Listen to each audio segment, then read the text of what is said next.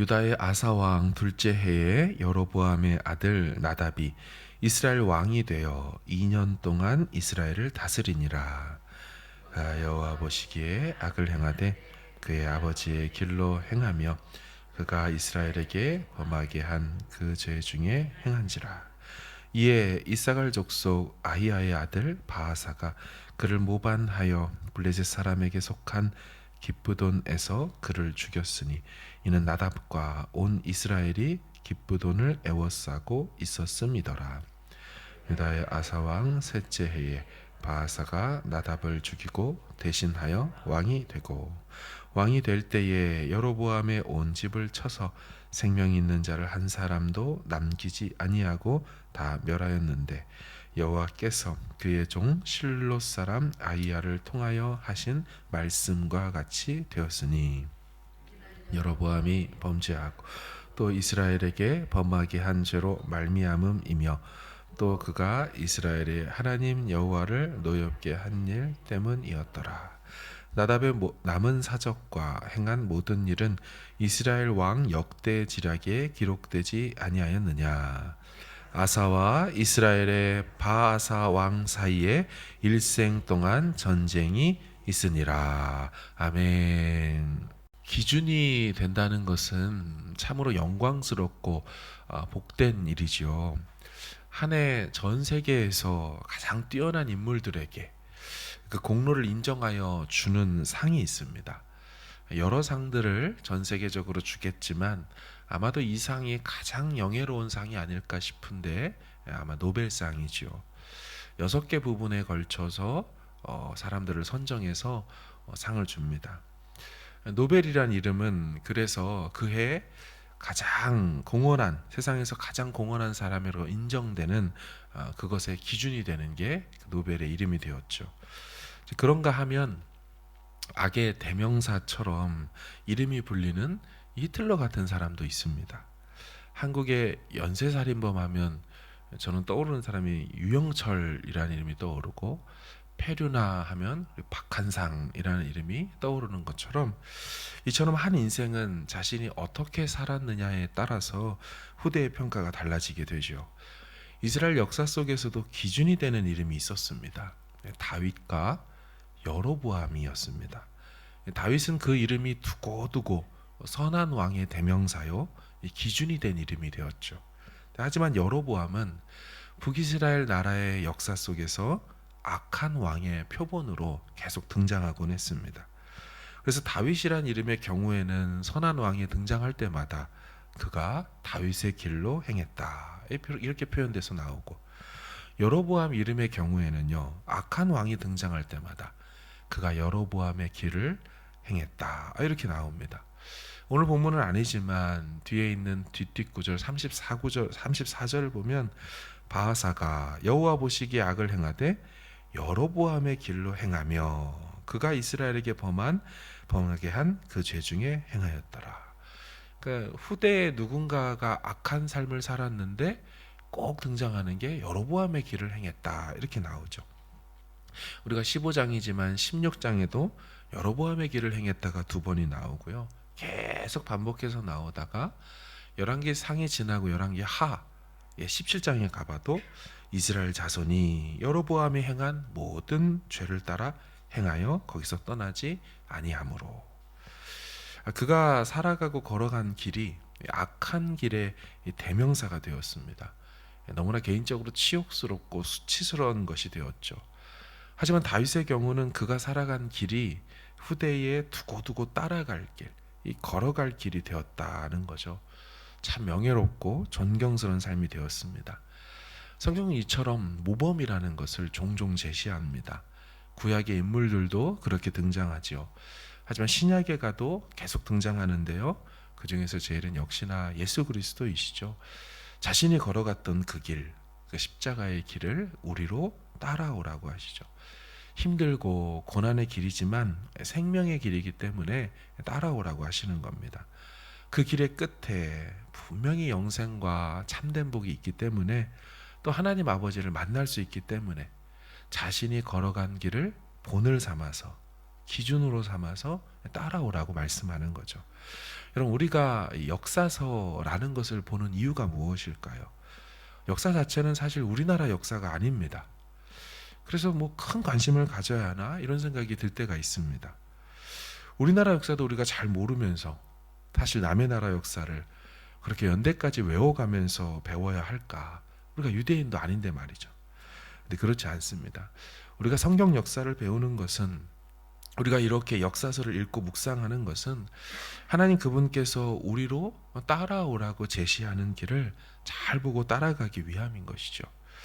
이렇게 살면 결국 망하더라. 이렇게 살면 고생이고 고난이지만 결국 복된 길이 되더라. 하나님께서 역사를 통해 우리에게 가르쳐 주시는 그 길들을 보고 우리가 이 시대 속에서도 똑같이 걷기를 바라셔서 역사서라는 기준을 마련해 주신 거죠. 역사서인 오늘 본문을 보면 북이스라엘의 여로보암의 아들, 그러니까 북이스라엘 입장에서 2대 왕이죠. 이 나답이 등장을 합니다. 근데 이 나답이란 왕은 딱 2년 정도밖에 통치하지 못하고 죽습니다.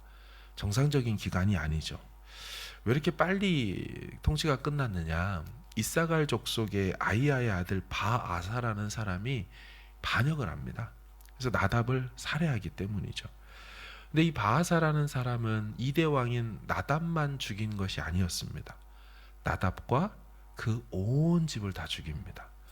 그러니까 이 말은 악행과 악함의 대명사 여로보암의 모든 집안을 다 죽였다는 얘기죠.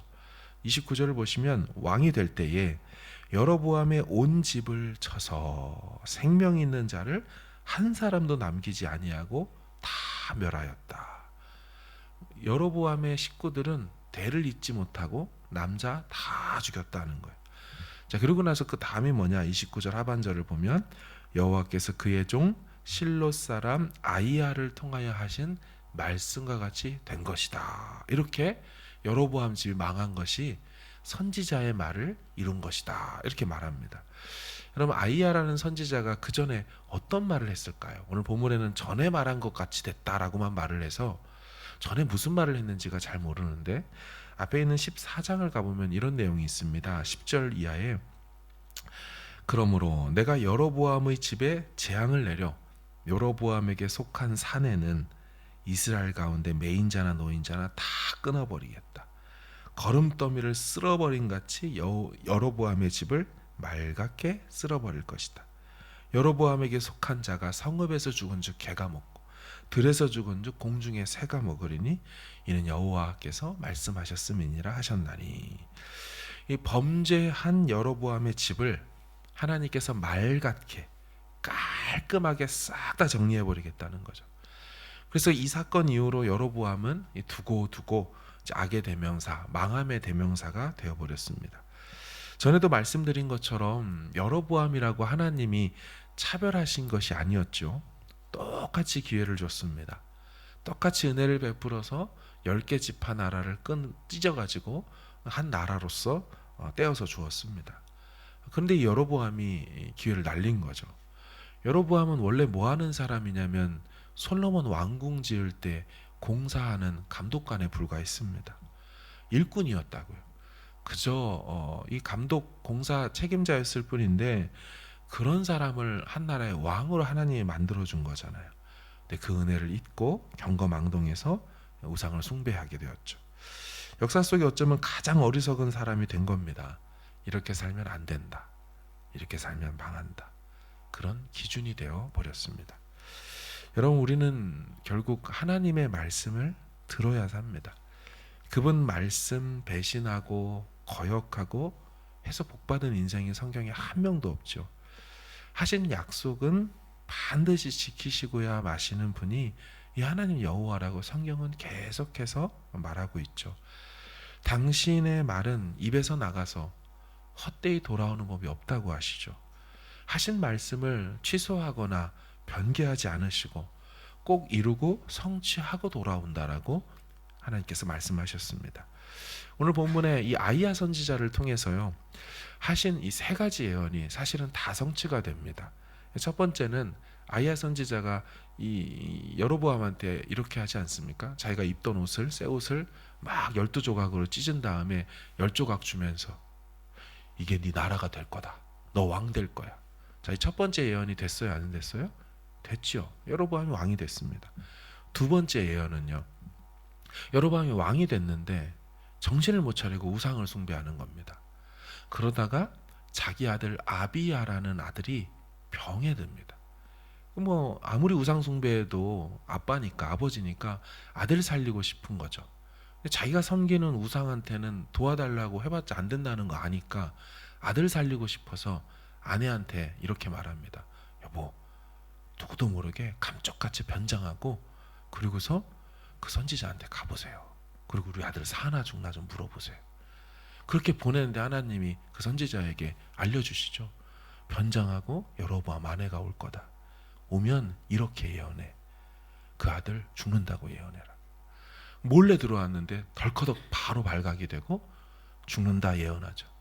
그래서 그 아내가 들킨 다음에 집으로 돌아가서 집에 도착하는 순간 성경은 그 아들이 죽어버린다고 말하죠.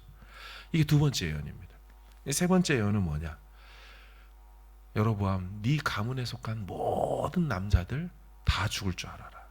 오늘 본문에 정말 다 죽어버리죠. 바하사라는 생뚱맞은 사람이 딱 나타나서 갑자기 여로보암의 아들 나답과 그 모든 자녀들을 죽여버렸습니다. 여로보암 자녀가 엄청 많습니다. 제가 잘 기억이 안 나는데 60인가 80명 정도 애들을 낳거든요. 다 죽입니다. 결국 본문이 무슨 얘기를 하는 겁니까? 하나님의 능력 있는 말씀, 그 하나님이 하신 말씀대로 역사는 그대로 이루어진다. 이걸 보여주는 겁니다. 그게 하나님 앞에 정직하게, 바르게, 신실하게 산다면 아무리 힘든 삶을 살아도 결국 하나님이 복된 삶으로 만들어 주실 거다. 이거 누구도 막을 수 없다는 거고, 아무리 잘난 체하고 떠벌리고 다녀도 하나님 앞에 죄를 범한 인생은 잘 될 것처럼 보여도 결국 망하게 되더라. 그거 하나님께서 용납하지 않는다. 하나님 선포하신 말씀대로 이루시는 분인 줄 믿으시길 바랍니다. 우리는 그래서 우리 생각과 판단대로 하지 않아야 됩니다. 본문을 보며 야, 이게 하나님 말씀대로 되는구나. 그럼 우리 뭐 잡아야 되겠어요? 약속의 말씀을 붙들고 이제 기도의 자리에 나가는 거예요. 기도할 때 뭘 기도합니까? 물론 우리가 이것도 해주세요, 저것도 해주세요, 당연히 기도해야 됩니다. 하지만 더 본질적인 내용은 이게 내 생각과 내 판단은 안 될 것 같거든요. 계속 부정적이고 잡다한 다른 생각들이 들어요. 근데 말씀은 이렇다고 얘기하죠. 그럼 어떡합니까? 기도의 자리에 나아가서 이 모든 이 오물 같은 마음들, 감정들, 생각들, 이걸 하나님의 말씀 앞에, 기준 앞에 복속시키는 거죠. 굴복시키는 거죠. 기도를 할 때 이렇게 씨름하며 싸우는 거죠. 그래서 내 생각을 계속 꺾어내리고, 맞아, 말씀대로 될 거잖아. 이렇게 딱 준비 무장된 채로 딱 일어나서 하루를 시작하는 시간이 이 새벽 시간이 되는 줄로 믿습니다. 사랑하는 여러분, 솔로몬이 죽고 난 다음 이 두 조각 난 나라 아닙니까? 이 두 나라는 참 역사가 다릅니다. 이 북이스라엘이라는 나라는 210년 정도 유지되다가 이제 망하죠. 남유다는 135년 더 갑니다. 345년 정도를 쭉 갑니다. 210년, 350년 갑니다. 그렇게 가는 동안에 여러 왕들이 등장을 합니다. 거의 19숭을 비슷비슷하거든요. 그런데 이 북이스라엘은 210년밖에 가지 않으면서도 왕조가 9번이나 바뀝니다. 그러니까 지금도 1대왕, 2대왕 해놓고 바로 다 죽어버리잖아요. 다른 사람이 와가지고 또 왕이 돼버리니까 이 반역이 일어나는 거죠. 이런 식으로 9번이나 왕조가 바뀌죠. 남유다는 135년을 더 가지만 왕조는 한 번도 안 바뀌죠. 다윗의 자손으로만 계속 유지가 되는 거 아닙니까? 왜 이런 일이 일어납니까? 하나님이 약속하셨잖아요. 하나님 말씀하셨죠. 사무엘하 7장에 다윗 언약으로 솔로몬 네 몸에서 날 자녀들 내가 끝까지 견고하게 끊어지지 않도록 해주겠다. 결국 말씀대로 된다는 얘기를 시간 역사를 통해 성경은 우리에게 계속 보여주고 있는 것입니다. 이 새벽에 나와서 우리가 기도할 때 하나님의 약속의 말씀을 딱 붙들고 다른 생각들, 아주 부정적이고 안 될 것 같은 생각들, 주저앉고 싶은 생각들, 있지만 연약하니까요. 우리가 염려 늘 생기잖아요. 이 모든 염려를 다 주께 맡겨버리고 약속의 말씀 부여잡고 그 말씀 붙들고서 말씀이 이끄는 대로 가다 보면 결국 말씀을 하신 그 하나님께로 그 말씀은 갈 것이요. 우리는 결국 생명의 길 최종 목적지에 결국 순적하게 도착할 줄로 믿습니다. 이 새벽이 그런 시간 되길 주의 이름으로 축원합니다. 아멘. 주의 나라